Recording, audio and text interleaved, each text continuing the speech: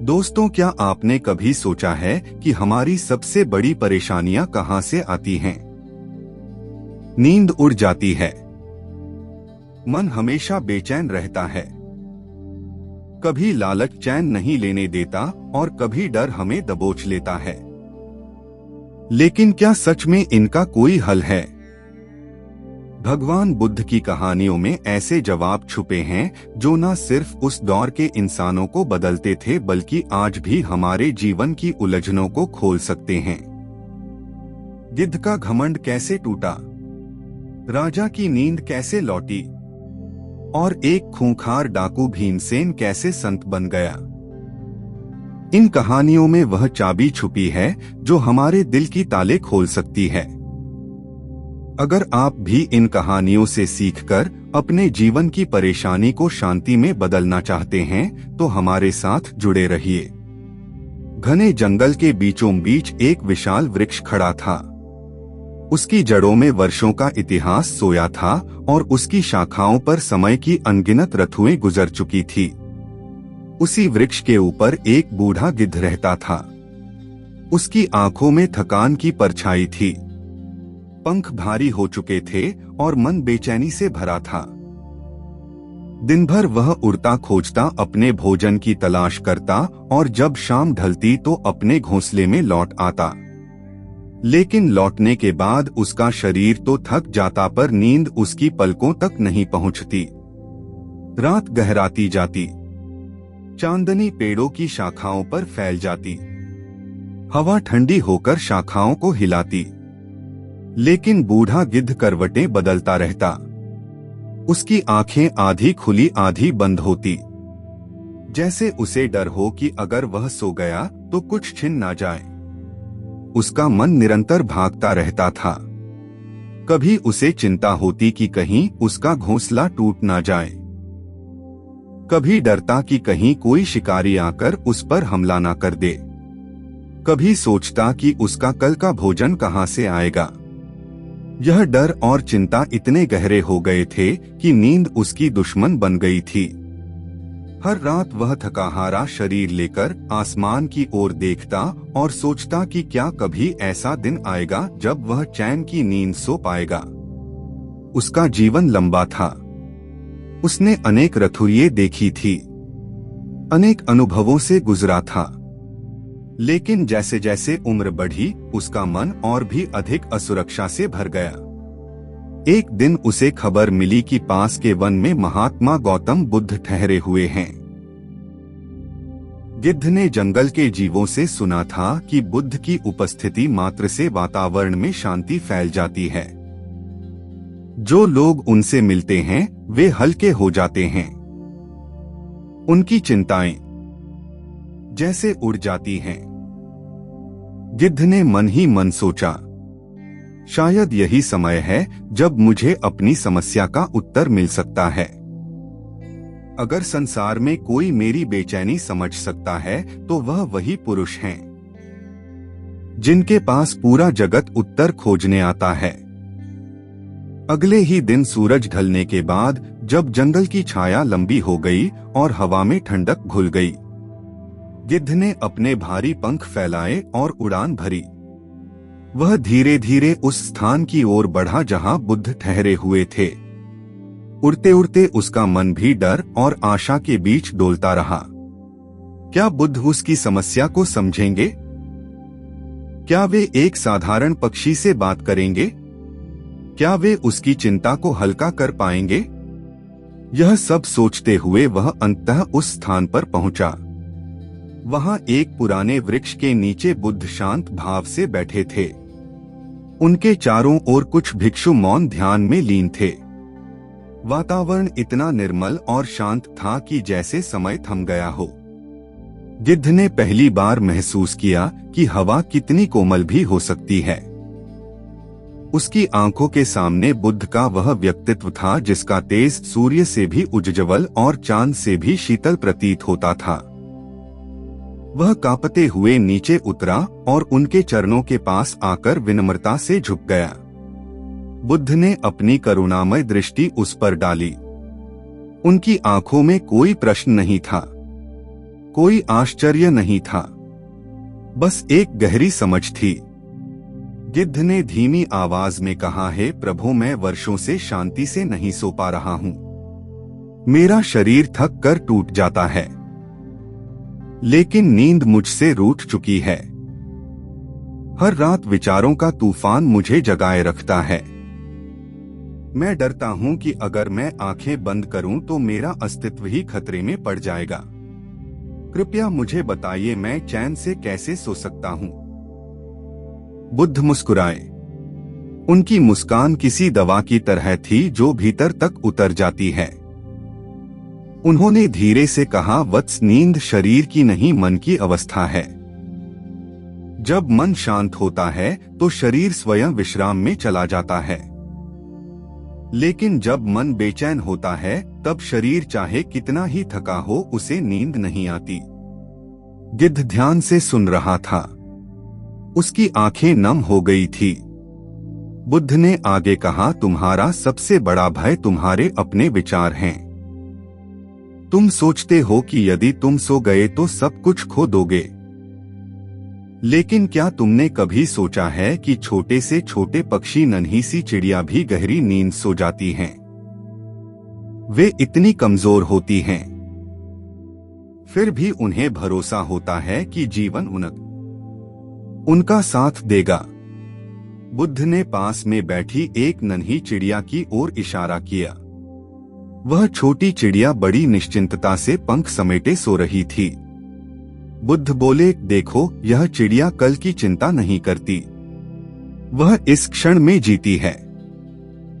उसे भरोसा है कि सुबह सूरज उगेगा और वह उड़ सकेगी, जबकि तुम लगातार कल की चिंता में डूबे रहते हो, और इसी कारण तुम्हारा मन कभी शांत नहीं होता। गिद्ध के भीतर कुछ टूटने लगा। उसने सोचा, मैं इतना बड़ा शक्तिशाली पक्षी होकर भी डर के बोझ से दबा हूं, और यह नन्ही चिड़िया इतनी सहजता से सो रही है। उसके भीतर यह तुलना गहराई तक उतर गई। बुद्ध ने कहा, सच्ची नींद पाने के लिए 3 बातें जरूरी हैं। पहला, वर्तमान में रहना। दूसरा, अपेक्षाओं का त्याग करना। और तीसरा, अपने अस्तित्व को स्वीकार करना। जब तुम यह जान लोगे कि चिंता ना तो अतीत को बदल सकती है और ना ही भविष्य को सुधार सकती है, तब तुम्हारा मन स्वतः शांत हो जाएगा। गिद्ध ने संकोच से पूछा, भगवान, यह तो बहुत गहरा है, लेकिन मैं इसे अपने जीवन में कैसे उतारूं? जब मैं सोने जाता हूं तो विचारों की भीड़ मुझे घेर लेती है। मैं उनसे कैसे मुक्त हूं?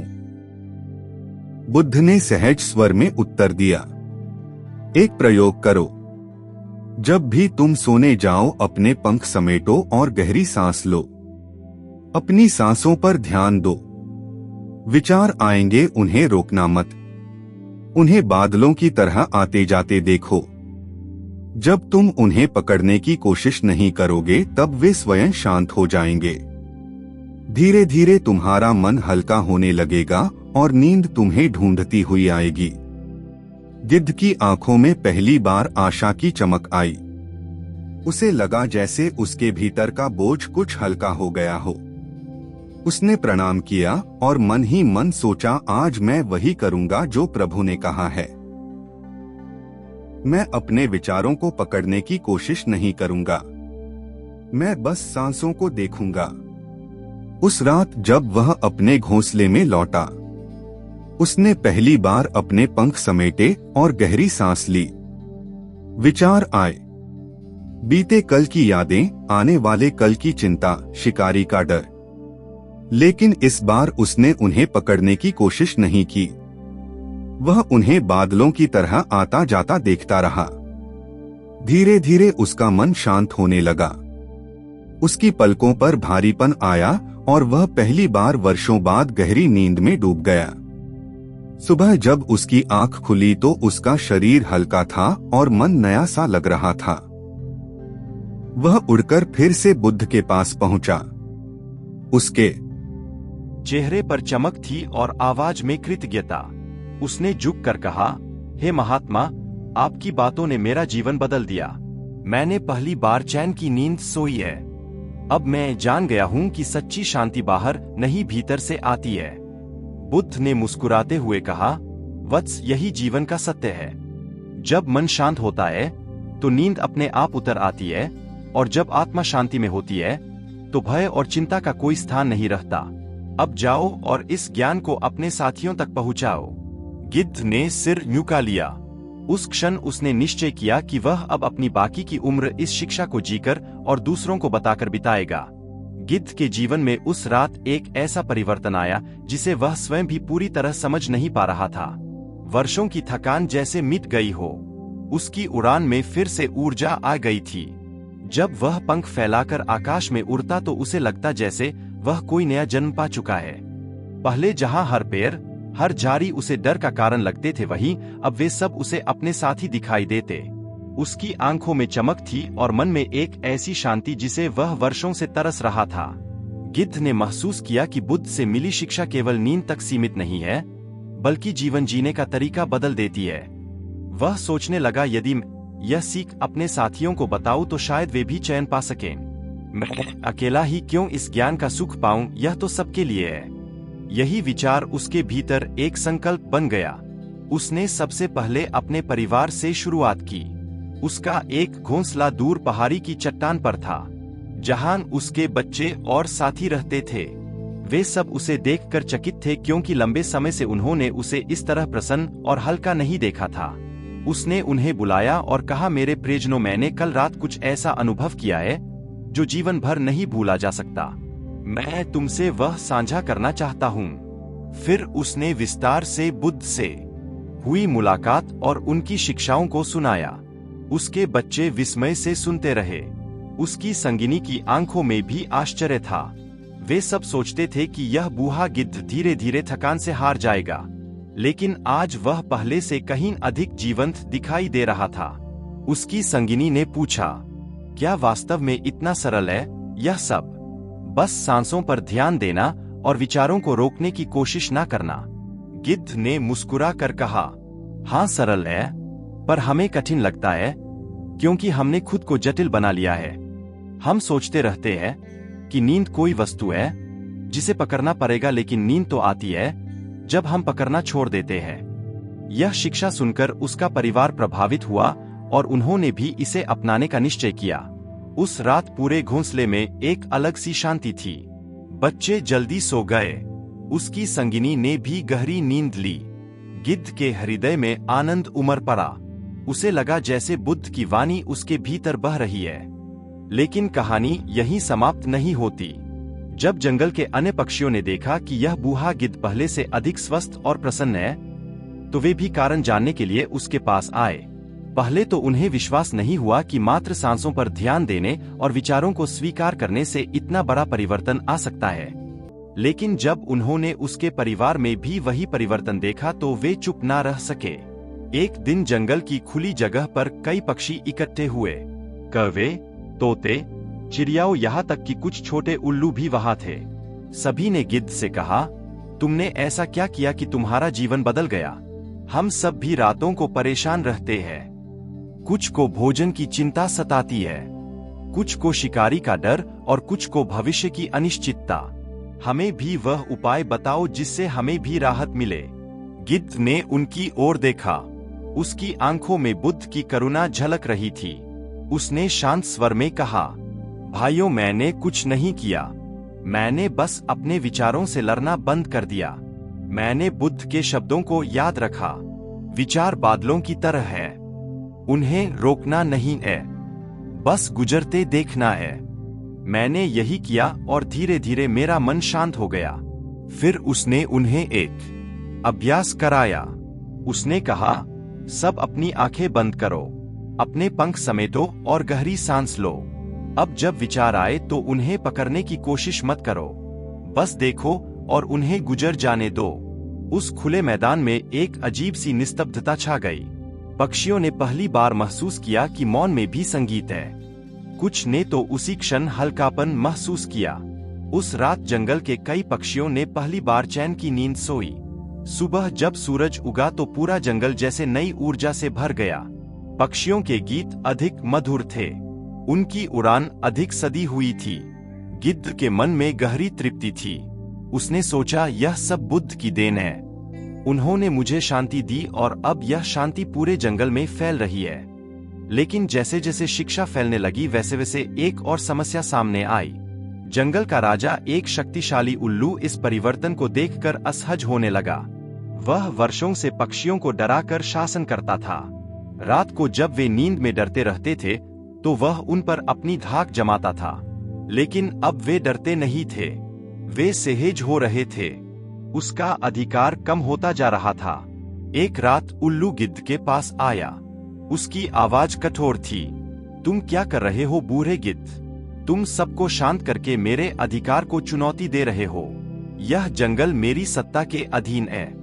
अगर सब डरना छोड़ देंगे तो मेरा डर कौन मानेगा?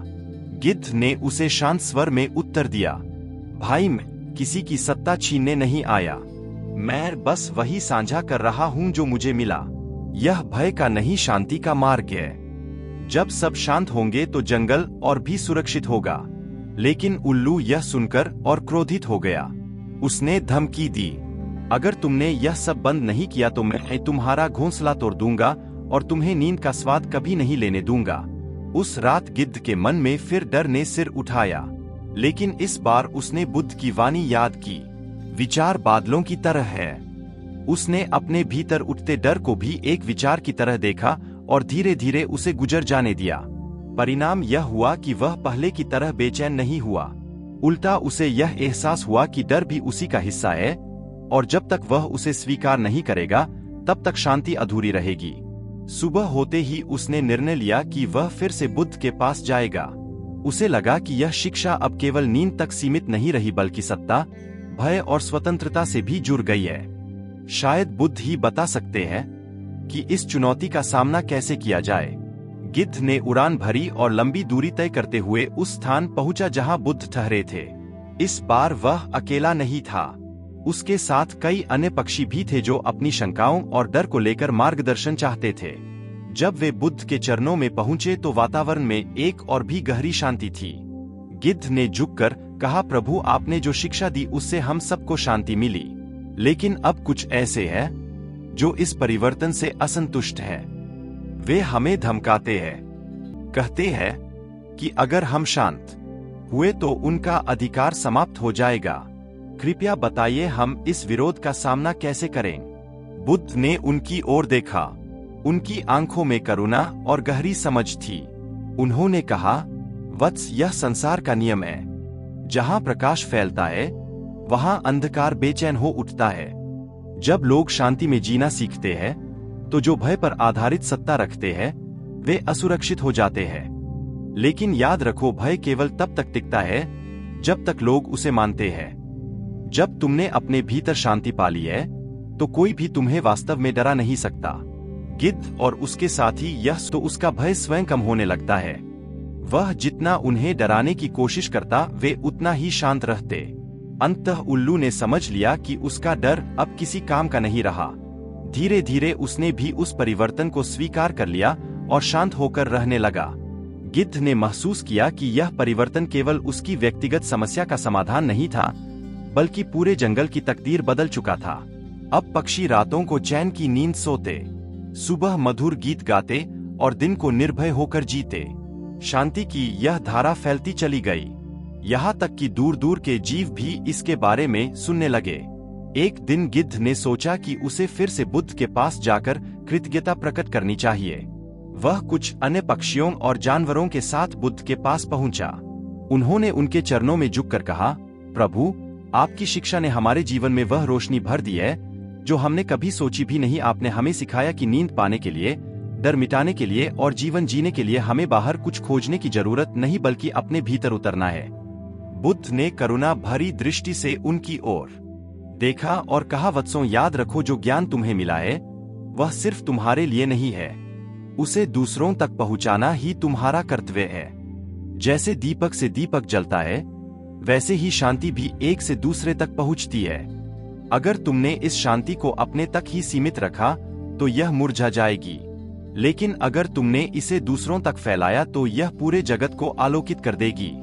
गिद्ध की आंखों से आंसू बह निकले। उसने प्रणाम करते हुए कहा, प्रभु, मैं वचन देता हूँ कि इस ज्ञान को यही समाप्त नहीं होने दूंगा। मैं इसे हर उस जीव तक पहुँचाऊंगा जो पीड़ा में है, चाहे वह पक्षी हो, जानवर हो या मनुष्य। उस दिन से गिद्ध केवल अपने जीवन का नहीं बल्कि अनेक जीवों के जीवन का सहारा बन गया। जब भी कोई डर या चिंता से घिरा होता, गिद्ध उसे सांसों पर ध्यान करना और विचारों को बादलों की तरह गुजरते देखना सिखाता। उसने सबको यह बताया कि नींद, शांति और सुख भीतर से उपजते हैं, बाहर से नहीं। उसकी कहानी जंगल जंगल फैल गई और धीरे धीरे वह एक जीवित कथा बन गया जिसे सब आदर से सुनते थे। समय के साथ गिद्ध बूढ़ा होता गया, लेकिन उसका मन कभी थका नहीं। उसके पंख भले भारी हो गए पर उसकी दृष्टि में अब भी वही शांति थी। एक रात जब आकाश तारों से भरा था और हवा में शीतलता थी, राजा ने गंभीरता से सुना और फिर फोल्डेड हैंड्स में कहा, हे देवी, कृपा करके बताइए इस राज्य के लोग कैसे अपने मन को हल्का करें ताकि आप लौट आए और सबको चैन की नींद मिले। देवी ने कहा, 3 बातें याद रखो। पहला, दिन का समापन कृतज्ञता के साथ करो। जब लोग रात को सोने जाए तो अपने भीतर यह अनुभव करें कि दिन भर उन्हें जीवन ने कितना दिया है। दूसरा, अपूर्ण कार्यों को रात में मन में मत ढो, उन्हें कल के लिए छोड़ दो और अपने हृदय को मुक्त करो। तीसरा, श्वास पर ध्यान दो, गहरी सांस लेकर अपने मन को वर्तमान क्षण में टिकाओ। जब यह होगा तब बिना बुलाए आ जाऊंगी। राजा ने यह सुनकर प्रणाम किया। उसके हृदय में विश्वास जागा कि यही उपाय सही है। देवी ने कहा, यदि तुम इसे पूरे राज्य में लागू करोगे तो न केवल लोग नींद पाएंगे बल्कि उनके जीवन में भी शांति और संतुलन आएगा। इतना कहकर वह दिव्य रूप धारण किए स्त्री चांदनी में विलीन हो गई। उस रात राजा ने पहली बार देवी के बताए अनुसार अपने मन को शांत किया।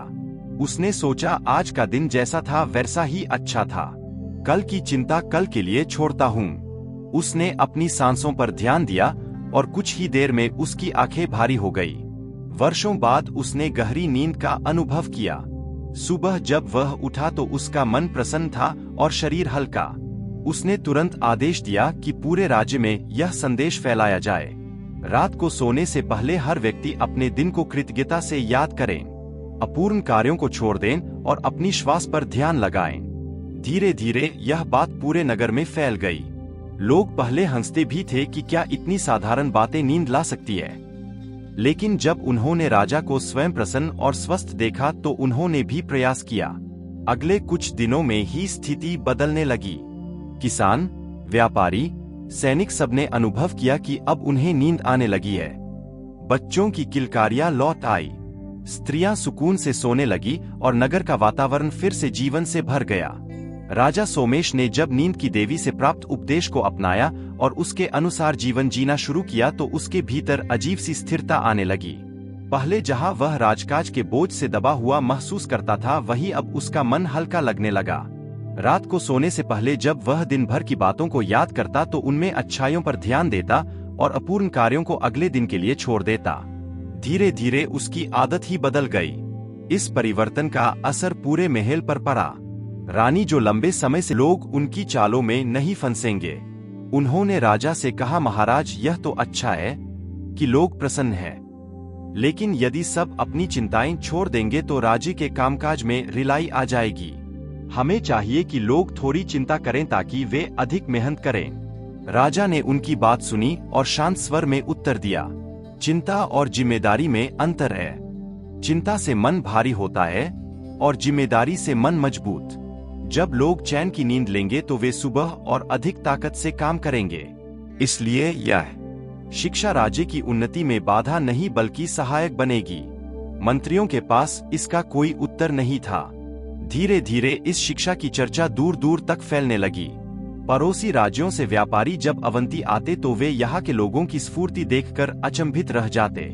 वे कहते, हमारे नगरों में लोग छके हारे और चिंतित रहते हैं, लेकिन यहाँ के लोग इतने हल्के और प्रसन्न क्यों हैं? जब उन्हें पता चलता कि इसका रेहे से नींद की देवी का दिया हुआ उपाय है, तो वे इसे अपने राज्य में भी ले जाते।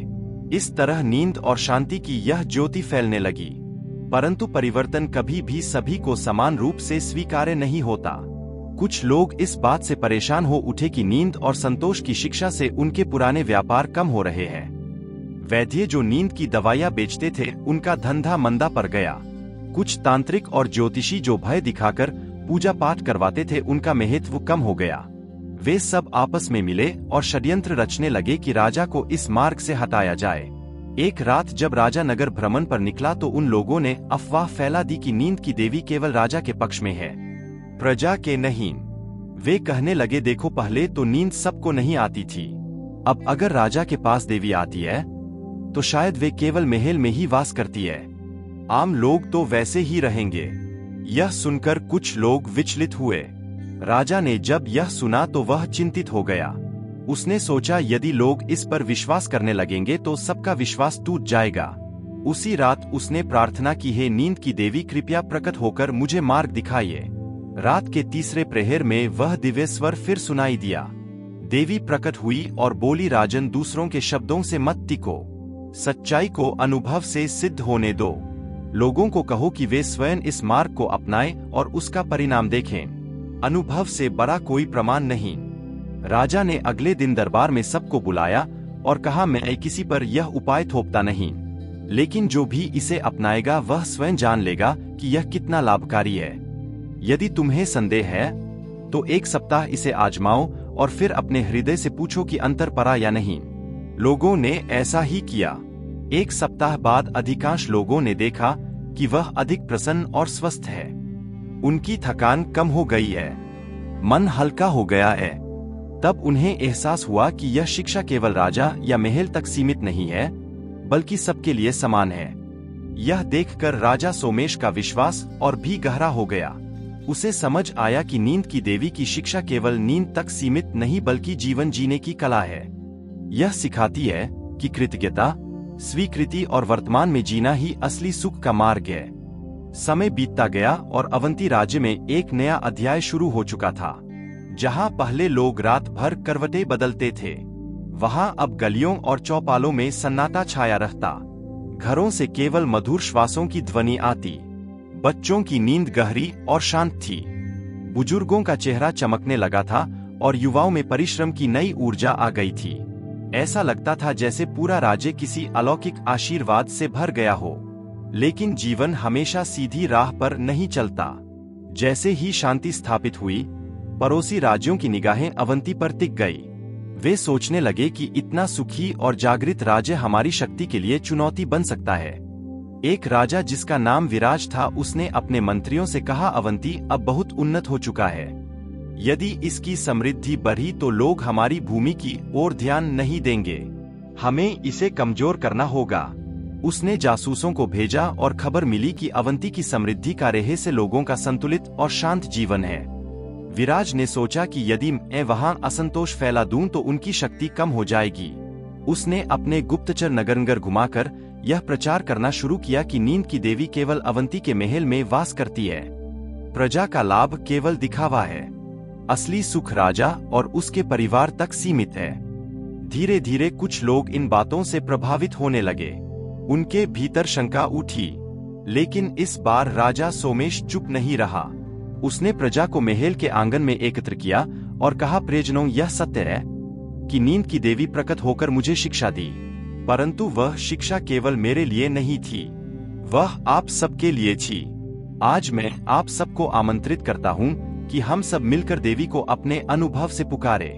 यदि वे केवल महल की है तो प्रकट नहीं होंगी, लेकिन यदि वे सबकी है तो अवश्य प्रकट होंगी। उस रात पूरा नगर मौन हो गया। हर घर, हर आंगन, हर छत पर लोग देवी के बताए हुए 3 अभ्यास करने लगे। सब ने दिन का समापन कृतज्ञता से किया, अधूरे कामों को कल पर छोड़ा और अपनी श्वास पर ध्यान लगाया। वातावरण में एक अनोखी लय फैल गई। अचानक आधी रात को चांद की रोशनी और भी उज्ज्वल हो गई। पूरे नगर ने देखा कि नींद की देवी आकाश में प्रकट हुई। उनकी करुणा से भरी दृष्टि सब पर पड़ी और उन्होंने कहा, मैं किसी एक महल या एक राजा की नहीं, उस हर प्राणी की हूँ जो अपने मन को हल्का करता है। मैं वही वास करती हूँ जहाँ कृतज्ञता, शांति और वर्तमान का आलोक होता है। लोगों के संदेह दूर हो गए। वे समझ गए कि किसी की अफवाहें उनकी सच्चाई को नहीं बदल सकती। नींद की देवी की उपस्थिति ने उन्हें और भी दृढ़ बना दिया। उन्होंने प्रण लिया कि अब वे किसी भी बाहरी भय या भ्रम के कारण अपने भीतर की शांति को नहीं खोएंगे। पड़ोसी राजा विराज जब यह सुनकर आया कि उसकी योजना विफल हो गई तो उसे भी गहरा धक्का लगा। उसने सोचा, कितनी अजीब बात है, तलवार और धन से जीते गए राज्य इतने स्थायी नहीं होते, लेकिन मन की शांति से जीता गया राज्य अटूट हो जाता है। धीरे धीरे उसका हृदय भी पिघल गया। वह स्वयं अवंती आया और राजा सोमेश से कहा, मुझे अपने मार्ग पर ले चलो, मैं भी अपने राज्य में यह शिक्षा फैलाना चाहता हूँ। राजा सोमेश ने उसका स्वागत किया। उसने कहा, यह शिक्षा मेरी नहीं है, यह जीवन की सच्चाई है। इसे अपनाने से कोई भी प्रजा सुखी हो सकती है। उसने नींद की देवी के बताए उपाय विराज को भी बताए। विराज ने उन्हें अपने राज्य में फैलाया और कुछ ही वर्षों में वहां भी वही शांति लौट आई। इस प्रकार नींद की देवी का संदेश केवल अवंती तक सीमित नहीं रहा बल्कि चारों दिशाओं में फैल गया। लोग समझ गए कि सुख और चैन किसी बाहरी साधन से नहीं आते बल्कि मन की स्थिति से आते हैं। नींद केवल शरीर की थकान से नहीं आती बल्कि मन की स्वीकृति और संतोष से आती है। राजा सोमेश ने अपने जीवन के अंतिम दिनों तक इस शिक्षा का पालन किया। उसने कभी भूलकर भी यह नहीं कहा कि यह मेरी खोज है, बल्कि हमेशा कहा यह देवी का उपहार है, और देवी का उपहार किसी एक के लिए नहीं सबके लिए है। जब वह वृद्ध हुआ और जीवन की संध्या आई तो उसने प्रजा से कहा, मेरे लिए सबसे बड़ा उपहार यह है कि तुम सब चैन से सो पाते हो। जब तक यह शिक्षा तुम्हारे जीवन में है तब तक यह राज्य कभी दुर्बल नहीं होगा। उस रात जब राजा ने अंतिम बार आंखें बंद की तो पूरे राज्य ने महसूस किया कि नींद की देवी स्वयं उसके शैया पर उतरी। उसकी आत्मा मुस्कुराते हुए एक अनंत शांति की यात्रा पर निकल गई। राजा सोमेश की यह गाथा पीढ़ी दर पीढ़ी सुनाई जाती रही। लोग अपने बच्चों को सोने से पहले यह कहानी सुनाते और कहते, याद रखो, नींद तभी आती है जब मन हल्का हो, और मन हल्का तभी होता है जब हम कृतज्ञ हो। अधूरे कार्यों को छोड़ना सीखें और वर्तमान क्षण में जिए।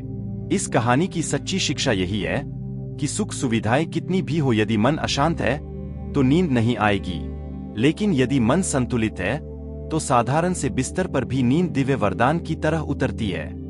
बहुत समय पहले मगध की सीमा पर बसे एक घने जंगल में दारुण भय फैला हुआ था। उस जंगल का नाम अरण्य था। राहगीर, व्यापारी और ग्रामीण लोग इस रास्ते से गुजरने से कतराते थे। हर किसी के दिल में एक ही नाम का डर बस गया था, भीमसेन। भीमसेन पहले एक तेजस्वी युवक था जिसने पढ़ाई लिखाई में निपुणता हासिल की थी और एक बड़े आश्रम में शिक्षा पाई थी। लेकिन परिस्थितियों और गलत मार्गदर्शन ने उसे ऐसा मोड़ा कि उसका जीवन अपराध और हिंसा की ओर खींच गया। वह इतना निर्दयी बन गया कि लोगों को लूटने और उनका वध करने में उसे संकोच न होता। धीरे धीरे उसका नाम चारों दिशाओं में फैल गया। लोग कहते, जंगल में मत जाना, वहां भीमसेन है। भीमसेन के भीतर एक अजीब द्वंद्व भी था। बाहर से वह कठोर और निर्दयी दिखता, लेकिन भीतर कहीं उसकी आत्मा छटपटाती रहती। जब रात को वह अपने ठिकाने पर अकेला होता तो नींद उसकी आंखों से दूर भाग जाती। अंधेरे में उसे उन निर्दोष लोगों की छवियां दिखती जिन्हें उसने सताया था। कभी किसी किसान का चेहरा उभरता, कभी किसी व्यापारी की चीखें उसके कानों में गूंजती। वह पसीने से भीगा हुआ उठ बैठता और सोचता कि आखिर यह जीवन कहाँ ले जाएगा। इसी समय एक और घटना घटी। राजधानी से खबर आई कि महात्मा सिद्धार्थ, जिन्हें अब सब प्रबुद्ध कहने लगे थे, उस जंगल के रास्ते से श्रावस्ती की ओर जा रहे हैं। जब भीमसेन ने यह सुना तो उसके मन में एक विचित्र विचार आया। उसने सोचा, लोग कहते हैं कि यह साधु अद्भुत है। अगर मैं इसे पकड़ लूं या इसके शिष्यों को डरा दूं तो मेरा नाम और बढ़ जाएगा, और अगर यह सचमुच महात्मा है तो शायद मेरे सवालों का कोई जवाब दे पाए। उसी रात भीमसेन ने सोचा कि जैसे ही सुबह होगी वह रास्ते में महात्मा को रोकेगा। उसकी आंखों में नींद नहीं थी, केवल बेचैनी थी। चारों ओर जंगल की निस्तब्धता थी, लेकिन उसके भीतर तूफान मच रहा था। सुबह जब महात्मा आनंद और कुछ शिष्यों के साथ उस रास्ते पर पहुंचे तो भीमसेन ने झाड़ियों से निकलकर उन्हें घेर लिया। शिष्य भयभीत हो गए, लेकिन महात्मा शांत भाव से चलते रहे। उनका चेहरा इतना निर्मल था कि जंगल की कठोरता भी मानो पिघल रही थी। भीमसेन ने ऊंचे स्वर में कहा, रुक जाओ साधु, क्या तुम्हें पता नहीं कि यह मेरा क्षेत्र है? जो भी यहाँ आता है उसकी सांसें यही रुक जाती है। शिष्य पीछे हट गए पर महात्मा रुके नहीं। उन्होंने शांत स्वर में कहा, भीमसेन रुक नहीं सकता, तुम ही रुक जाओ। यह सुनकर डाकू ठिठक गया। उसने सोचा, यह साधु मुझे नाम से कैसे जानता है और यह कैसी बातें कर रहा है। भीमसेन ने तलवार लहराते हुए कहा, तुम्हें डर नहीं लगता? मैंने सैकड़ों लोगों का वध किया है। तुम्हें क्या लगता है कि मैं तुम्हें छोड़ दूंगा? महात्मा ने कहा, डर उस मन में आता है जो गलत करता है। मेरा मन निर्मल है, इसलिए मुझे भय नहीं, पर तुम्हें खुद से डर लगता है। रात को जब तुम सो नहीं पाते, जब मरे हुए लोगों की परछाइयां तुम्हें घेर लेती है, तब क्या तुम खुद से डरते नहीं? यह सुनकर भीमसेन हक्का बक्का रह गया। उसने महसूस किया कि साधु ने उसके हृदय का सबसे छिपा हुआ रहस्य उजागर कर दिया। उसने तलवार नीचे की ओर बोला, तुम यह सब कैसे जानते हो? महात्मा ने उत्तर दिया, क्योंकि सत्य को छुपाया नहीं जा सकता। तुम्हारे अपराध तुम्हारे भीतर ही चुभते रहते हैं। यही कारण है कि तुम रात को सो नहीं पाते। यही कारण है कि तुम्हारे सपनों में रक्त और चीखें गूंजती है। तुम बाहरी दुनिया को जीत सकते हो, लेकिन अपने भीतर की लड़ाई हार रहे हो। भीमसेन की आंखें भर आई। उसने कहा, तो क्या कोई उपाय है? क्या मैं कभी चैन की नींद पा सकता हूँ? क्या मैं इन स्मृतियों से मुक्त हो सकता हूँ? महात्मा ने उसे करुणा से देखा और बोले, हाँ, उपाय है। सबसे पहले तुम्हें खुद को स्वीकारना होगा। तुम्हें मानना होगा कि तुमने गलत किया है। फिर तुम्हें यह प्रतिज्ञा करनी होगी कि अब से तुम किसी को कष्ट नहीं दोगे। और तीसरा, तुम्हें जिनका तुमने अपकार किया है उनके लिए प्रार्थना करनी होगी। जब तुम यह करोगे तभी तुम्हारे भीतर का बोझ हल्का होगा और नींद वापस आएगी। भीमसेन ने हाथ जोड़ दिए। उसके शरीर से मानो सारा भार उतर रहा था। उसने कहा, मैं यह सब करने को तैयार हूँ, पर क्या लोग मुझे स्वीकारेंगे? महात्मा मुस्कुराए और बोले, लोग धीरे धीरे देखेंगे कि तुम बदल गए हो। उनकी स्वीकृति समय लेगी, लेकिन तुम्हारे भीतर की शांति तुरंत लौट आएगी। याद रखो, क्षमा केवल दूसरों से मांगना नहीं है, खुद को भी क्षमा करना है। जब तुम खुद को क्षमा करोगे तब तुम्हारे भीतर का भय मिटेगा। यह कहकर महात्मा आगे बढ़ गए। भीमसेन उनके पीछे पीछे चल पड़ा। शिष्यों ने आश्चर्य से देखा कि वह भयंकर डाकू अब एक साधारण शिष्य की तरह विनम्रता से उनके साथ चल रहा है। उस रात जब भीमसेन ने जंगल में अपना सिर रखा तो बहुत समय बाद उसकी आंखें स्वतः बंद हो गई। उसने सपना देखा, लेकिन उसमें कोई चीख नहीं थी। उसमें केवल नदी का शांत जल था और आकाश में चमकते तारे। उसने महसूस किया कि यह नींद कितनी मधुर है। भीमसेन उस रात गहरी नींद सोया। लंबे समय बाद उसने पाया कि उसका मन भारी नहीं बल्कि हल्का है। सुबह जब उसकी आंख खुली तो उसे लगा जैसे उसने नया जन्म पाया हो। सूरज की किरणें पत्तों से छनकर उसके चेहरे पर पड़ रही थी और हवा में पक्षियों का मधुर संगीत था। वह उठकर पास की नदी में गया और अपने शरीर को धोया। पानी के साथ साथ मानो उसके पाप भी बहते चले गए। अब वह पहले वाला भीमसेन नहीं रहा था। उसके भीतर एक नई जीजी विशा जागी थी। उसने अपने हाथों में पड़ी तलवार को देखा और कहा, आज से यह तलवार किसी का खून नहीं बहाएगी। यह खेतों में हल चलाने या लोगों की रक्षा करने में काम आएगी। उसने तलवार को वही नदी किनारे रख दिया और संकल्प लिया कि अब से उसका जीवन केवल भलाई में बीतेगा। लेकिन यह परिवर्तन आसान नहीं था। जब वह गांव में पहुंचा तो लोग उसे देखकर भयभीत हो गए। स्त्रियां अपने बच्चों को छिपाने लगी। पुरुष पत्थर और डंडे लेकर उसे मार भगाने को तैयार हो गए। किसी ने चिल्लाकर कहा, भागो, यह वही हत्यारा भीमसेन है। भीमसेन ने हाथ जोड़कर कहा, भाइयों, अब मैं वैसा नहीं रहा। मैंने अपनी गलतियों को स्वीकार किया है और आज से कभी किसी को कष्ट नहीं दूंगा। मैं आपकी सेवा करना चाहता हूँ। लेकिन उसकी बात किसी ने नहीं सुनी। लोग उसकी ओर बढ़े तो उसने कोई प्रतिरोध नहीं किया। वह वही खड़ा रहा और बोला, यदि मेरे प्राण लेने से तुम्हारा भय मिटेगा तो मैं तैयार हूँ, लेकिन मेरे भीतर अब हिंसा नहीं बची। उसकी यह विनम्रता देखकर कुछ लोग रुक गए।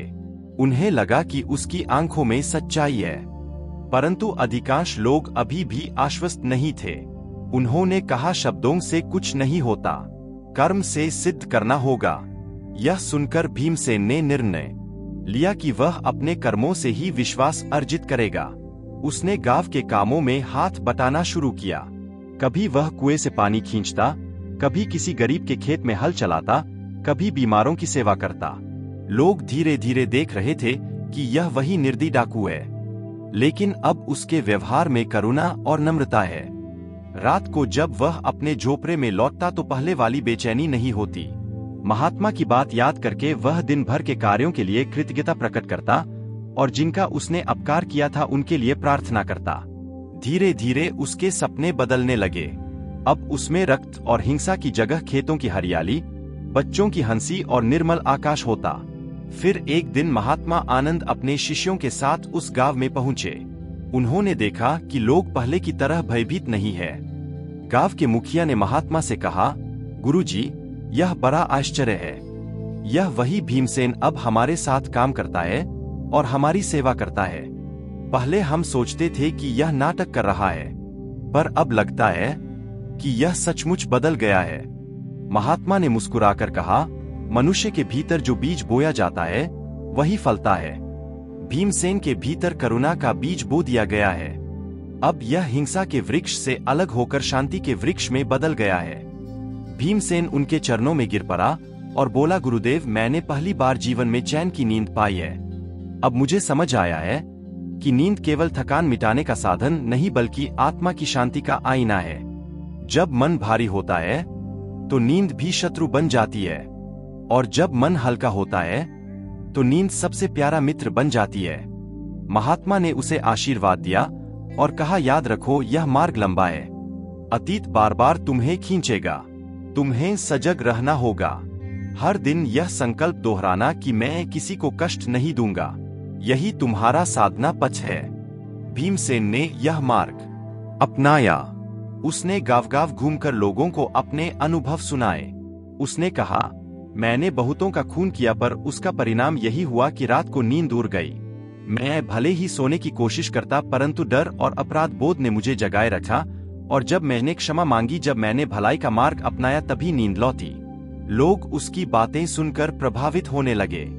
धीरे धीरे वह डाकू के नाम से नहीं बल्कि शांतिदूत के नाम से जाना जाने लगा। उसकी कथा दूर दूर तक फैलने लगी। पर अभी उसकी परीक्षा समाप्त नहीं हुई थी। कुछ पुराने साथी जो उसके साथ डकैती करते थे उसके पास आए। उन्होंने कहा, भीमसेन, तू यह कैसी राह पर चल पड़ा है? तू हमारा मुखिया था, हमारे साथ लौट चल, फिर से वही पुराने दिन जिएंगे। भीमसेन ने शांत स्वर में कहा, मैं अब वही नहीं हूं। मैंने देखा है कि उस जीवन का अंत केवल भय और अंधकार है। मैं अब रोशनी की राह पर हूं। लेकिन उसके साथी मानने को तैयार नहीं थे। उन्होंने उसे धमकाया कि अगर वह साथ नहीं आया तो उसे शत्रु मानेंगे। यह सुनकर भीमसेन के सामने कठिन चुनाव था। क्या वह फिर से डरकर पुराने जीवन में लौटे या नए मार्ग पर दृढ़ रहे? उसने गहरी सांस ली और कहा, तुम्हें चाहे जो करना हो करो, लेकिन मैं अब किसी पर अन्याय नहीं करूंगा। यदि तुम मेरे प्राण लेना चाहते हो तो ले लो, पर मैं अपने संकल्प से नहीं हटूंगा। उसके दृढ़ शब्दों ने साथियों को भी हिला दिया। उनमें से कुछ ने कहा, शायद सचमुच यह बदल गया है। इसकी आंखों में पहले वाली आग नहीं है, अब कोई और ही ज्योति है। धीरे धीरे उनमें से कुछ भी उसके मार्ग पर चलने लगे। भीमसेन ने अपने पुराने साथियों को जब यह स्पष्ट कह दिया कि वह अब हिंसा की राह पर नहीं लौटेगा तो उनमें से कुछ ने उसका मजाक उड़ाया, कुछ ने उसे धमकाया और कुछ गुस्से में उसे छोड़कर चले गए। लेकिन कुछ साथी उसकी दृढ़ता और बदलते व्यक्तित्व को देखकर सोच में पड़ गए। वे आपस में कहने लगे, अगर यह सचमुच बदल गया है तो क्यों ना हम भी प्रयास करें। आखिर हम भी तो उसी भय और अपराध बोध में जी रहे हैं। उपस्थित महात्मा भी आए थे। उन्होंने राजा से कहा, महाराज, यह सत्य है कि इसने घोर अपराध किए हैं, लेकिन यह भी सत्य है कि यह अब बदल चुका है। इसे दंड देना उचित है, परंतु उससे भी बड़ा उचित होगा इसे सेवा का अवसर देना। क्योंकि यदि यह जीकर सेवा करेगा तो कई लोग बदलेंगे, और यदि इसे मृत्यु दी गई तो केवल एक जीवन समाप्त होगा, परिवर्तन का प्रवाह भी रुक जाएगा। राजा कुछ देर सोचते रहे और बोले, तुम्हारे शब्दों में गहराई है। अपराध का दंड होना चाहिए, परंतु यदि अपराधी बदल जाए और समाज को सुधारने में सहायक बने तो वही सच्चा प्रायश्चित है। उन्होंने आदेश दिया कि भीमसेन को मृत्युदंड नहीं दिया जाएगा। उसकी सजा यह होगी कि वह जीवन भर समाज की सेवा करेगा और उसने अपकार किया है, उनके घर जाकर मदद करेगा। भीमसेन ने यह दंड सश स्वीकार किया। वह गांव-गांव जाकर लोगों की सेवा करने लगा। जिन परिवारों ने अपने खोए थे, उनके बच्चों को पढ़ाता, उनके खेतों में काम करता, उनके आंसू पोंछता।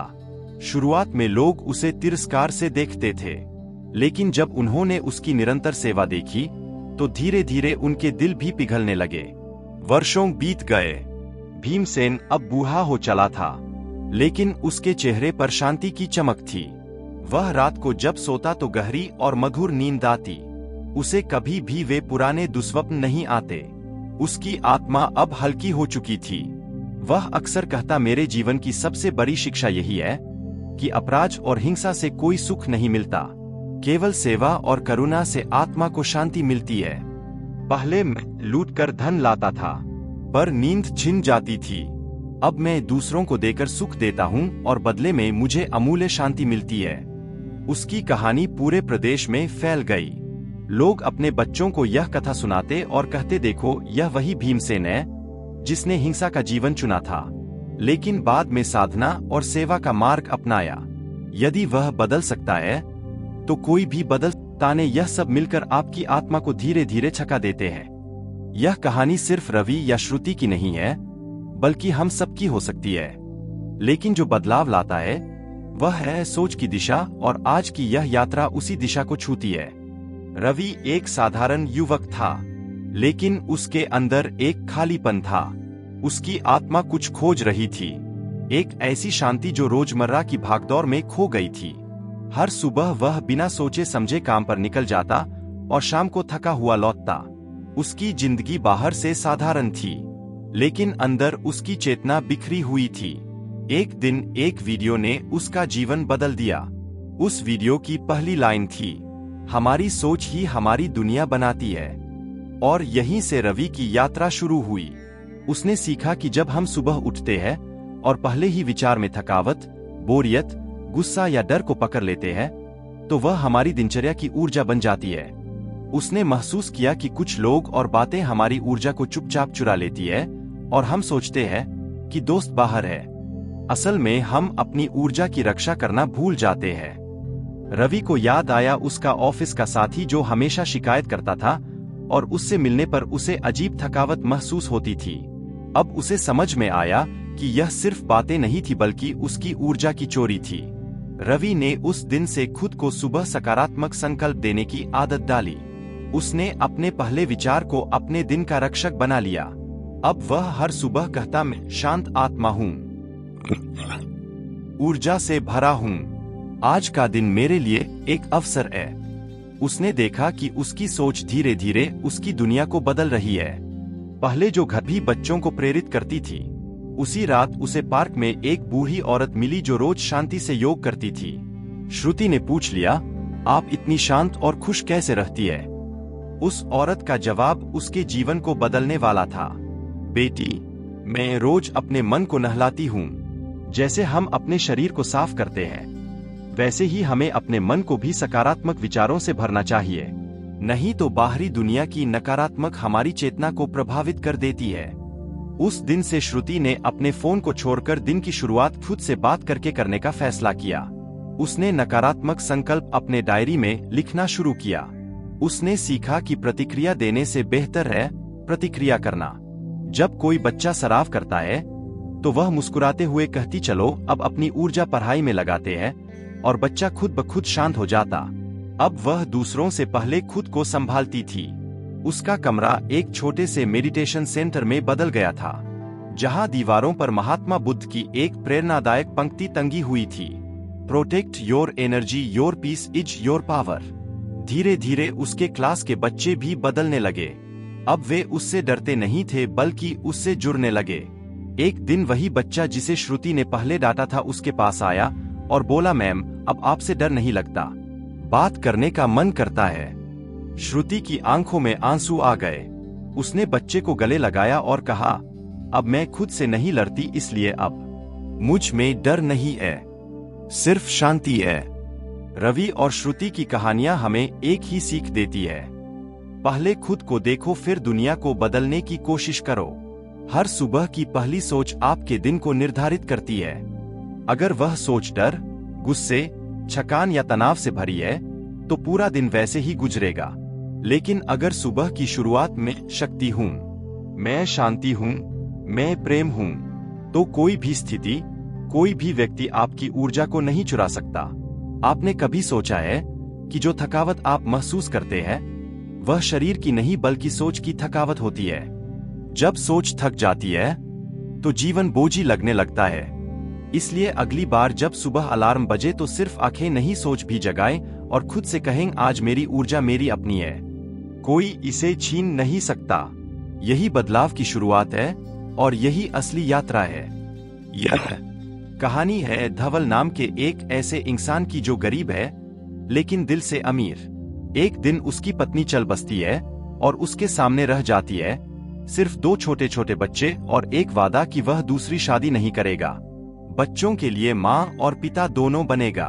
वह दिन रात मेहनत करता है, भूखा सोता है, लेकिन बच्चों की परवरिश में कोई कमी नहीं छोड़ता। गांव वाले ताने मारते हैं, दुनिया उसे बेवकूफ समझती है, लेकिन वह अपने सिद्धांतों से नहीं डिगता। सालों की तपस्या के बाद जब बच्चे बड़े हो जाते हैं और अपनी अपनी जिंदगी में व्यस्त हो जाते हैं तो धवल पहली बार अकेलेपन से लड़ने लगता है। वहीं उसकी मुलाकात होती है माया से, एक युवा स्त्री जो उसे प्रेम का दिखावा करके उसकी तपस्या को भुला देती है। मोह के इस अंधे जाल में फंसकर धवल इतना गिर जाता है कि अपने ही बेटे की हत्या करने तक सोच लेता है। लेकिन तभी आता है उसका गुरु जो उसे उसकी ही जिंदगी का आईना दिखाता है। उसका संघर्ष, उसका त्याग, उसका प्रेम और उस बेटे की मुस्कान जिसके लिए उसने जीवन लुटा दिया था। धवल की आत्मा कांप उठती है और उसी दिन वह मोह से रिश्ता तोड़ता है, माया को छोड़ता है और सेवा का मार्ग चुनता है। अब उसका घर बन जाता है एक आश्रम और वह क्षुध भटके हुए लोगों की रोशनी। अंत में जब उसकी सांसें थमती है तो कोई आंसू नहीं, कोई पछतावा नहीं होता, बस एक शांति होती है जैसे किसी ने अपना जीवन सच में पा लिया हो। रात्रि का सन्नाटा था, तारे आसमान पर किसी मौन मंत्र के समान टिमटिमा रहे थे। एक युवक जिसका नाम नीरव था गहन विचारों में डूबा हुआ धीरे धीरे एक पुराने वनपथ पर चल रहा था। उसके चेहरे पर उम्र से पहले झलकती थकावट थी, मानो उसने जीवन के कई दशक एक ही सांस में जी लिए हो। लेकिन उसकी आंखों में एक प्यास थी, एक ऐसे उत्तर की जो उसे इस अंतहीन दुख से मुक्ति दिला सके। उसने सुना था किसी दूर के गांव के पास एक शांत तपोवन है जहां एक ज्ञानी सन्यासी महर्षि अनिकेत रहते हैं। कहते हैं वह मौन में भी प्रश्नों का उत्तर दे देते हैं। नीरव उस आशा में भटकता हुआ वहां तक पहुंचा था। जब वह वहां पहुंचा तो सूरज की पहली किरणें धरती को छू रही थी। बांस और पीपल के पेड़ों के बीच वह आश्रम एकदम शांत खड़ा था, मानो उस समय वहीं ठहर गया हो। वह भीतर गया जहां एक वृद्ध पुरुष ध्यान में बैठे थे, सिर पर सफेद बाल, आंखें बंद, लेकिन चेहरा ऐसा जैसे भीतर परम शांति की नदी बह रही हो। यही थे महर्षि अनिकेत। नीरव ने चरण स्पर्श किया और बोला, प्रणाम गुरुदेव, क्या आप मेरे प्रश्न का उत्तर देंगे? महर्षि ने धीरे से आंखें खोली, मुस्कुराए और बोले, प्रश्न पूछो पुत्र, उत्तर भीतर ही है, लेकिन खोज बाहर से शुरू होती है। नीरव ने कांपती आवाज में कहा, मेरी उम्र अभी कम है, लेकिन मन थका हुआ है। भीतर एक शून्यता है। हर दिन लगता है कि जीवन व्यर्थ है। सुख की तलाश में निकला था लेकिन दुख ही दुख मिला। क्या जीवन का यही सत्य है? गुरुदेव का मौन उत्तर। महर्षि ने एक क्षण कुछ नहीं कहा, फिर धीरे से बोले, तुम्हारा दुख तुम्हारा नहीं है, यह उन कल्पनाओं का बोझ है जिसे तुमने जीवन समझ लिया है। चलो मेरे साथ। आज तुम्हें मैं कुछ ऐसा दिखाऊंगा जो तुम्हारे सारे प्रश्नों के उत्तर देगा। बिना बोले वे दोनों आश्रम से बाहर निकले। पहाड़ों के बीच से गुजरते हुए वे एक गांव की ओर बढ़े। रास्ते भर नीरव चुप था, लेकिन उसके भीतर प्रश्न गूंज रहे थे। गांव पहुंचते ही एक घर के बाहर भीड़ दिखाई दी। एक वृद्ध व्यक्ति मृत्युशैया पर लेटा था। उसके चारों ओर लोग इकट्ठे थे। गुरुदेव ने भीतर प्रवेश किया और चारपाई के पास बैठ गए। नीरव भी पास बैठ गया। वृद्ध व्यक्ति की आंखों में पीड़ा थी, पर वह शांत था, जैसे किसी अंत का स्वागत कर रहा हो। वृद्ध ने गुरुदेव की ओर देखा और बोला, मुझे पता था कि आप आएंगे। मेरा समय अब पूरा हो गया है, लेकिन मैं यह जानना चाहता हूँ कि क्या मैं अपने जीवन को समझ पाया हूँ। जीवन की परतें खुलती है। वृद्ध व्यक्ति ने बोलना शुरू किया, मेरा नाम ध्रुवसेन है। एक समय था जब मैं भी नीरव की तरह बेचैन था। बचपन में आजादी थी, चिंता नहीं थी, लेकिन जैसे जैसे बड़ा हुआ दुनिया ने मुझसे अपेक्षाएं रखनी शुरू की। भाई जैसा बनो, बड़े आदमी बनो, यह शब्द जैसे कानों में गूंजते रहे। मैंने मेहनत की, संघर्ष किया, व्यापार शुरू किया, धन मिला, सम्मान मिला। एक रईस की बेटी से विवाह हुआ। जीवन जैसे स्वर्ग था। 2 बेटे हुए। मैंने अपना सब कुछ उनके लिए समर्पित कर दिया। लेकिन फिर मेरी पत्नी की मृत्यु हो गई। उसकी आवाज भारी हो गई। उसके जाने के बाद मैंने खुद को अपने बेटों में डुबो दिया। उनका सुख ही मेरा सुख बन गया। लेकिन जैसे जैसे समय बीतता गया, मैंने पाया कि कुछ तो खाली है, कुछ ऐसा जिसे ना मैंने पाया ना समझा। धन, संबंध, यश सब कुछ होते हुए भीतर अधूरा ही रहा। नीरव स्तब्ध होकर सब सुन रहा था। यह उसका भविष्य भी हो सकता था। गुरु का रहस्य उद्घाटन। महर्षि अनिकेत बोले, ध्रुवसेन, तुमने जो जाना वही सबसे बड़ी उपलब्धि है। जीवन की निरर्थकता को समझना ही उसका सार्थक होना है। लोग जीवन भर सब कुछ पाकर भी नहीं समझते कि वह सब कुछ सिर्फ भ्रम है। फिर उन्होंने नीरव की ओर देखा। पुत्र, तुम अब भी समय रहते हो। तुम्हें मृत्युशैया पर आकर समझने की आवश्यकता नहीं है। जीवन अभी है, जागो। नीरव ने कहा, लेकिन गुरुदेव, इस जागने का उपाय क्या है? ध्यान कैसे किया जाए? बैठता है। अंधेरे में उसका मन अस्थिर हो जाता है। बीते हुए पल, गलतियां, रिश्तों की टीस और सबसे ज्यादा मृत्यु का डर। लेकिन जैसे जैसे समय बीतता है, वह सब देखने लगता है। ना जजमेंट, ना भागना, बस देखना। और तभी भीतर एक क्षण आता है जहां वह खुद को एक बूंद की तरह महसूस करता है, जो सागर से अलग नहीं बल्कि उसी का अंश है। आंखें खुलती है तो नीरव अब पहले जैसा नहीं रहा। उसके चेहरे पर मौन की चमक है, आंखों में स्थिरता है। वह महर्षि के पास जाता है और केवल इतना कहता है, मैं जानता हूं कि मैं कौन हूं, पर शब्दों में नहीं कह सकता। महर्षि मुस्कुराते हैं और कहते हैं, अब तुम तैयार हो तीसरे चरण के लिए, जहां तुम न केवल आत्मा को देखोगे बल्कि उस सत्य का अनुभव करोगे जिसे शब्द नहीं पकड़ सकते। वह सुबह नीरव के लिए किसी नवजीवन के जन्म जैसी थी। रात भर के अंधकार, भय और आत्म मंथन के बाद जब उसने अपनी आंखें खोली तो ऐसा लगा जैसे भीतर का कोई पर्दा हट गया हो। वह वही था, लेकिन अब उसमें कोई अहम नहीं था, कोई शंका नहीं थी, केवल एक मौन प्रवाह था जो सांसों के साथ चलता था। वह महर्षि अनिकेत के पास पहुंचा और बिना कुछ कहे उनके चरणों में बैठ गया। गुरु ने उसे देखा और मुस्कुराए। उन्होंने नीरव के सिर पर हाथ रखा और कहा, अब जो कहना है वह शब्दों से नहीं कहा जा सकता, उसे केवल जिया जा सकता है। चलो आज हम अंतिम सत्य के दर्शन की यात्रा पर चलें। महर्षि उसे एक गुफा के पास ले गए जो आश्रम से दूर एक पहाड़ी की चोटी पर स्थित थी। रास्ते भर नीरव ने ना तो कोई प्रश्न पूछा ना ही कोई जिज्ञासा दिखाई। वह केवल मौन था, लेकिन वह मौन अब अज्ञानता का नहीं बल्कि समझ का प्रतीक था। गुफा के भीतर पूर्ण अंधकार था, पर जैसे जैसे वे भीतर जाते गए एक दिव्य रोशनी महसूस होने लगी। महर्षि ने संकेत किया और नीरव बैठ गया। उन्होंने कहा, यह वह स्थान है जहां मैं वर्षों पहले बैठा था और पहली बार ब्रह्मा के स्पर्श को जाना था। अब तुम्हारी बारी है।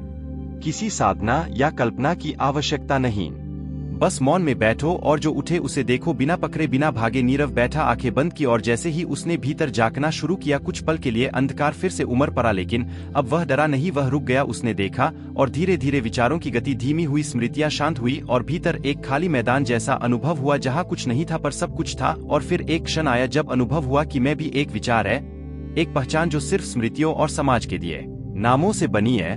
वह मैं पिघल गया और जो बचा वह था शुद्ध अस्तित्व, ना रंग ना रूप ना नाम, केवल शांति, केवल मौन, केवल एक गूंजता हुआ ब्रह्मा। जब नीरव ने आंखें खोली तो ना बाहर कोई बदला था, ना भीतर कोई शोर था, पर सब कुछ नया था। वह गुफा से बाहर निकला, सूर्य अस्त हो रहा था, आसमान नारंगी, हवा स्थिर। महर्षि वहीं बैठे थे, उन्होंने केवल इतना पूछा, क्या तुमने देखा? नीरव ने सिर हिलाया, मुस्कुराया और कहा, देखा नहीं, बस स्वयं में विलीन हो गया। महर्षि बोले, यही सत्य है, यही मोक्ष है। अगले कुछ दिन नीरव आश्रम में रहा, लेकिन अब वह साधक नहीं, एक साक्षी बन चुका था। वह दूसरों से बोलता कम, सुनता अधिक था। उसकी उपस्थिति ही जैसे लोगों के भीतर कुछ शांत कर देती थी। कुछ सप्ताह बाद महर्षि ने उसे एक दिन बुलाकर कहा, अब तुम्हें लौटना है, लेकिन भीतर से नहीं, बाहर की दुनिया में, वहां जहां लोग अभी भी दुख में है, खोए हुए हैं। जैसे तुम कभी थे, अब तुम दीपक बनो जो अंधेरे में जलता है। नीरव ने प्रणाम किया और आश्रम से बाहर निकल पड़ा, ना किसी मोह से बंधा, ना किसी उद्देश्य से बाधित। अब उसका जीवन उद्देश्य ही नहीं था, बल्कि इतना व्यापक हो चुका था कि वह किसी एक उद्देश्य में बंध नहीं सकता था। वह जहां भी गया, लोगों ने उसकी आंखों में कुछ अलग देखा। बच्चे उसे घेर लेते, वृद्ध उसे आशीर्वाद देते और बीमार लोग उसके पास बैठकर मौन में ही ठीक हो जाते।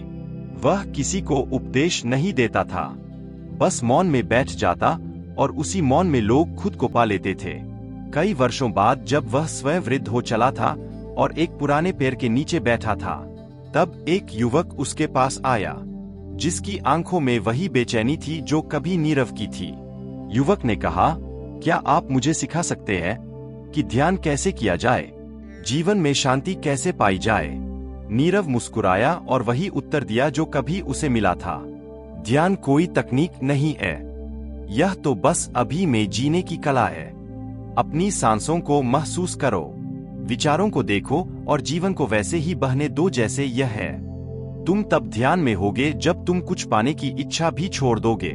उस दिन वह युवक मौन में चला गया और नीरव मुस्कुराता रहा। एक और दीपक जलने की शुरुआत हो चुकी थी। समापन। इस प्रकार नीरव की यात्रा, जहां एक बेचैनी से शुरू हुई थी, वही समाप्त नहीं हुई बल्कि एक नई शुरुआत बनी। उसकी खोज स्वयं में जाकर समाप्त नहीं हुई बल्कि अनगिनत लोगों के भीतर रोशनी बनकर फैल गई।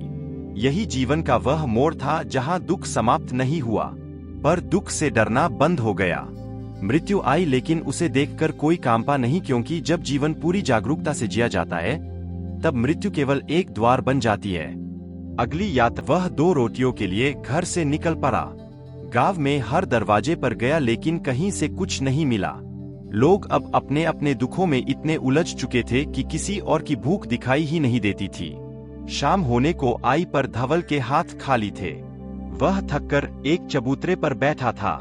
तभी उसकी नजर एक कुटिया पर पड़ी जिसके बाहर एक धूप बत्ती जल रही थी।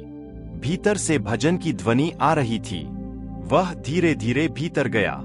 वहां एक वृद्ध साधु ध्यानस्थ मुद्रा में बैठे थे। धवल ने हाथ जोड़कर कहा, गुरुवर, मेरे बच्चे भूखे हैं, कुछ भोजन मिल सकता है? साधु ने आंखें खोली, मुस्कुराए और बोले, आज मुझे अच्छी भिक्षा मिली है, चलो तुम्हारे बच्चों को भोजन कराते हैं। वह साधु और धवल घर लौटे। साधु ने अपने हाथों से बच्चों को भोजन कराया और फिर धवल को भी। उस रात पहली बार धवल ने किसी को अपने मन की गहराई से धन्यवाद दिया। वह साधु नहीं बल्कि खुद उस परिस्थिति को जिसने उसे तोड़ने के बजाय और अधिक मजबूत बना दिया। साधु ने जाते जाते कहा, धवल, तुम जवान हो, मजबूत हो, काम क्यों नहीं करते? धवल ने कहा, पत्नी की मृत्यु के बाद बच्चों को अकेला नहीं छोड़ सकता था। काम मांगने गया तो किसी ने दिया नहीं। गुरु ने मुस्कुराकर कहा, कल सुबह एक सेठ के पास जाना, उसे मेरा नाम बताना, वह तुम्हें काम जरूर देगा। अगले दिन धवल उस सेठ के पास गया और वहां से उसे मजदूरी का काम मिला। मेहनत तो वह हमेशा से करता था, पर अब उसमें एक मकसद था। गर्मी की दोपहर, चमकता हुआ आसमान और हाथों में फावड़ा थामे धवल अब एक मजदूर नहीं बल्कि एक साधक बन चुका था, जो संसार के भीतर रहकर ही जीवन की साधना कर रहा था। सेठ के यहाँ उसे मेहनत का काम मिला था, ईंट धोने का, लकड़ी काटने का, कभी खेत में हल चलाने का। वह बिना थके काम करता, चेहरे पर शिकन नहीं आती और दिन के अंत में जब वह घर लौटता तो बच्चों की मुस्कान उसकी थकान को सोख लेती। बच्चे भी अब धीरे धीरे बड़े हो रहे थे। यथार्थ अब स्कूल जाता था और कविता घर के कामों में हाथ बटाने लगी थी। लेकिन धवल ने एक बात गांठ बांध ली थी, मेरे बच्चे केवल जीवित नहीं रहेंगे, वे पढ़ेंगे, बढ़ेंगे और अपने पैरों पर खड़े होंगे। वह दिन में मेहनत करता और रात को बच्चों को पढ़ाता। गांव में उसे पागल कहा जाने लगा। एक मजदूर आदमी किताबें पढ़ा रहा है, बच्चों को क्या हासिल होगा इसे? लेकिन धवल को परवाह नहीं थी। उसके भीतर एक अग्नि थी और वह अग्नि उसके बच्चों की सफलता में ही ठंडी होनी थी। साधु गुरुवर जिनसे पहली बार वह भूख के समय मिला था, अब उसके परिवार से जुड़ गए थे। वे कभी कभी आते, बच्चों को कहानियां सुनाते, जीवन के गहरे पाठ सिखाते। धीरे धीरे समय बीतता गया। यथार्थ अब कॉलेज में था और कविता की भी शादी योग्य उम्र आ गई थी। एक समय था जब धवल सड़कों पर भटकता था काम की तलाश में, और अब गांव के बच्चे उसे धवल बाबू कहकर सम्मान देने लगे थे। जीवन शांत था, लेकिन भीतर एक अधूरी सी भावना उठने लगी थी। अब बच्चे अपने जीवन में व्यस्त हो गए थे। कविता की शादी हो गई, यथार्थ नौकरी के सिलसिले में बाहर रहने लगा, और धवल वही पुराना घर, वही पुराने दीवारें, पर अब उन दीवारों से हंसी गायब थी। बुढ़ापे का साया अब उसके कंधों पर साफ दिखने लगा था। अकेले घर में बैठना अब कठिन हो गया था। उसे लगने लगा कि उसने अपनी पूरी जवानी बच्चों के लिए जी, अब वह खुद के लिए भी कुछ जीना चाहता है। लेकिन क्या कोई ऐसा साथी मिलेगा जो न केवल उसका अकेलापन बांटे बल्कि उसे समझे भी?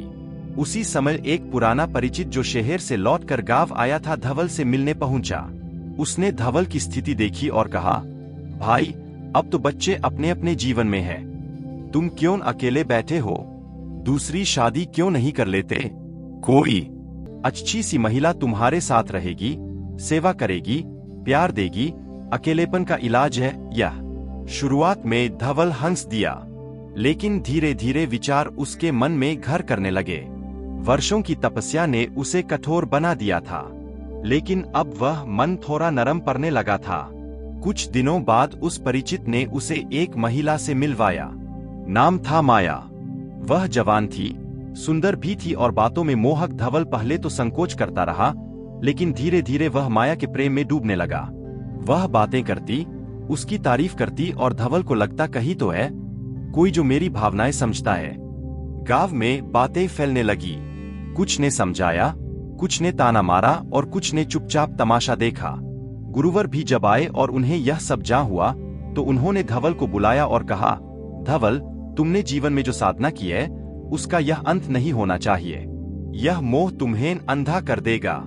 माया का मकसद तुम्हारा साथ नहीं, कुछ और भी हो सकता है। लेकिन अब धवल की अंतर्दृष्टि धुंधला चुकी थी। वह यह मानने को तैयार नहीं था कि जिससे वह प्रेम करता है वह छल कर सकती है। उसने गुरुवर से कह दिया, गुरुवर, आपने मुझे भोजन दिया था, सम्मान दिया था, लेकिन अब मैं अपनी जिंदगी अपने हिसाब से जीना चाहता हूँ। आपने मेरी तपस्या देखी है, अब मुझे मेरा जीवन भोगने दीजिए। गुरु मौन हो गए। वे जानते थे कि एक बार जब मोह आंखों पर पर्दा डाल देता है तब शब्द काम नहीं आते, केवल अनुभव ही कुछ सिखा सकता है। धवल अब माया के और करीब होता जा रहा था। वह अपने बेटे यथार्थ से पैसे मंगवाता जो पहले घर की मरम्मत के लिए जाते थे, अब माया की इच्छाओं पर खर्च होने लगे थे। यथार्थ को शक हुआ। उसने धीरे धीरे सब जान लिया। एक दिन वह घर आया और अपने पिता से बोला, पिताजी, यह लड़की आपसे प्रेम नहीं करती, यह आपको लूट रही है। वह आपकी बेटी की उम्र की है। आप जैसे पवित्र आदमी को यह शोभा नहीं देता। धवल का चेहरा तमतमा उठा। मैंने तुम्हें पढ़ाया, पाला, अब तुम मुझे सिखाओगे। यह मेरा जीवन है, तुम अपने जीवन में व्यस्त रहो। यथार्थ मौन हो गया। लेकिन उसे अपने पिता की चिंता थी। वह जानता था यह मोह, यह प्रेम नहीं, एक जाल है।